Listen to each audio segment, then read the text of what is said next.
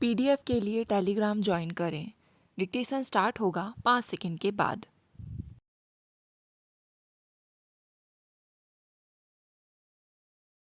महोदय, करीब 1.5 दशक की राजनीतिक लड़ाई के बाद देश की पिछड़ी जातियां कानूनी तौर से 27% सरकारी नौकरियों की हकदार बन गई हैं।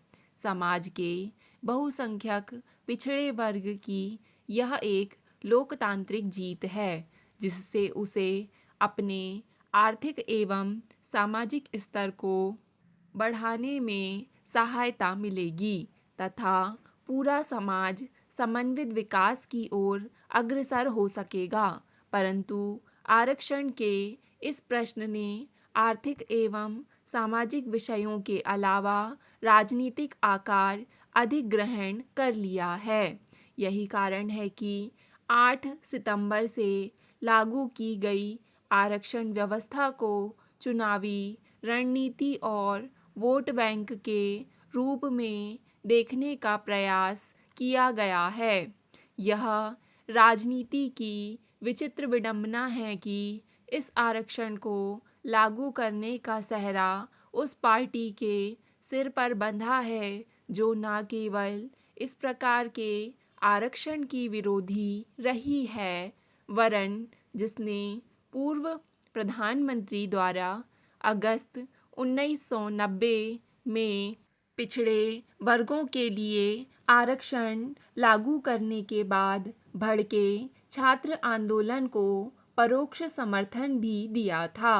आरक्षण लागू करने का श्रेय लेकर कल्याण मंत्री अपनों को पिछड़ों का मसीहा भले ही कह लें, लेकिन पूर्व प्रधानमंत्री को इसके राजनीतिक श्रेय से वंचित नहीं किया जा सकता है।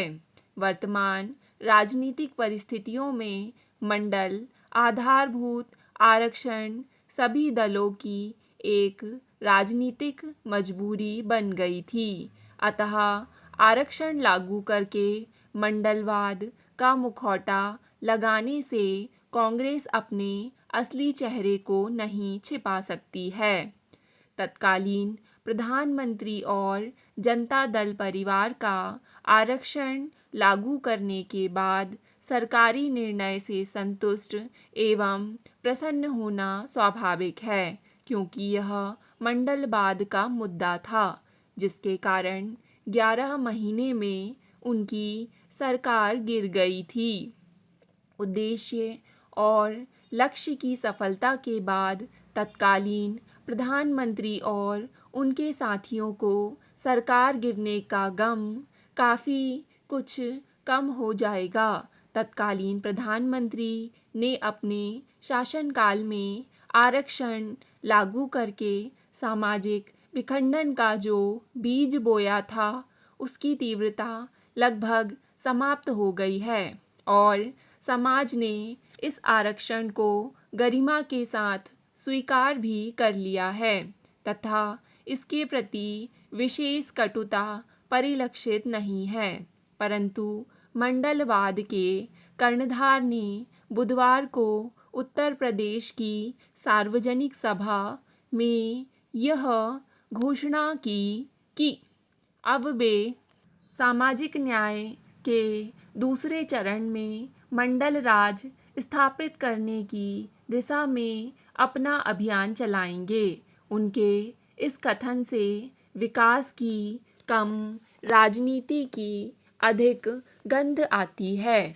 जब वे मंडल राज की स्थापना की बात कहते हैं तो उसके पीछे जातीय वर्ग संघर्ष और चुनाव के लिए नए जातीय समीकरण स्थापित करने की बात झलकती है।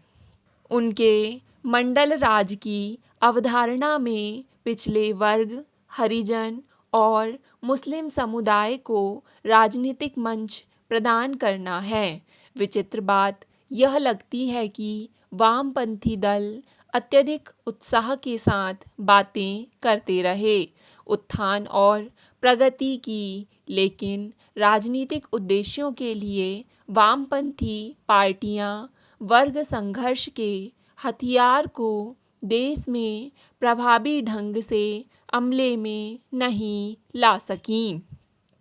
महोदय, राष्ट्रीय वामपंथी गठबंधन और उससे जुड़े श्रम संगठनों द्वारा भारत बंद की सफलता और विफलता के अलग दावे हो सकते हैं, परंतु मूल तथ्य यही है कि इस प्रकार के बंद का मुख्य प्रभाव उन्हीं राज्यों तक ही सीमित रहता है जहां उनकी सरकारें होती हैं, यानी सरकार के सहयोग और समर्थन पर इस प्रकार के बंद की सफलता निर्भर करती है। पश्चिम बंगाल और त्रिपुरा के बाद इस बंद का कुछ प्रभाव केरल और बिहार के कुछ भागों में अनुभव किया गया। इन राजनीतिक दलों के अलावा उनके श्रम संगठन सक्रिय हैं, परंतु इस समय राजनीतिक दलों अथवा श्रम संगठनों के पास ऐसा कोई उत्तेजक विषय नहीं है जिसके लिए भारत बंद जैसे आयोजन की आवश्यकता हो। कल के बंद का आयोजन मुख्य रूप से श्रमिक वर्ग के अधिकारों की रक्षा, सरकार की श्रम विरोधी नीतियों के विरुद्ध राष्ट्रीय विरोध प्रकट करने के उद्देश्य से किया गया।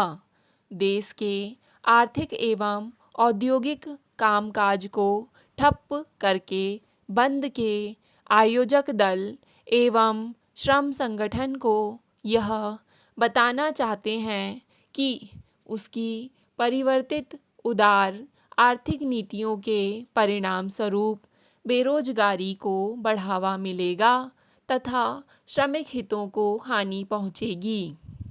परंतु 4 दशकों के दौरान मिश्रित अर्थव्यवस्था के अंतर्गत स्थापित सरकारी उद्यमों को बदहाली बढ़ी है और भारी सरकारी पूंजी निवेश का वह लाभ नहीं मिला जो देश को मिलना चाहिए था। इसके विपरीत घाटे पर चल रहे आधे से अधिक सरकारी उद्यम राष्ट्रीय पूंजी को इस ढंग से हजम कर रहे हैं कि वह देश की आर्थिक क्षमता से बाहर प्रतीत होने लगा है। सरकारी उद्यमों में कर्मचारियों की जो भूमिका रही है, उनकी उत्पादकता में जो गिरावट आई है, उसमें चालू नीति में परिवर्तन करने के अलावा कोई विकल्प नहीं रह गया था। सरकार नियंत्रित अर्थव्यवस्था का ही दुष्परिणाम है कि सरकार को बाध्य होकर निजीकरण अपनाना पड़ रहा है, क्योंकि कोई भी किसी सरकारी उद्यम को केवल कर्मचारियों के भरण पोषण के लिए ही नहीं चला सकता है। यह बात केवल केंद्र सरकार तक सीमित नहीं है। पश्चिम बंगाल की वामपंथी सरकार भी यही कर रही है। राज्य के औद्योगिक विकास के लिए निजी उद्यमों को आमंत्रित कर रही है। एक ओर भारत बंद करवाना और दूसरी ओर अपने ही राज्य में निजी क्षेत्र को आमंत्रित करना सोच और व्यवहार के दोहरे मानदंड प्रकट करता है। इसके साथ ही इन दलों का दोहरा सोच इस रूप में भी प्रकट होता है कि एक ओर वे उदार नीतियों के प्रवर्तक नरसिंह राव सरकार को बनाए भी रखना चाहते हैं, दूसरी ओर उसी की नीतियों के विरुद्ध बंद का भी आयोजन कर रहे हैं। इन वामपंथी दलों को स्वीकार करना होगा जो आर्थिक तंत्र अपनी गलतियों के कारण बिखर गया वह भारत में कैसे चिरस्थायी बना रह सकता है। स्टॉप।